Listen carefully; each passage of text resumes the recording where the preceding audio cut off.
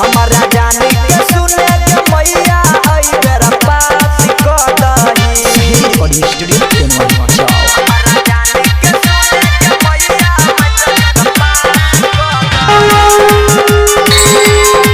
हमारा जाने के सुने के मैया मैं अखिला यादव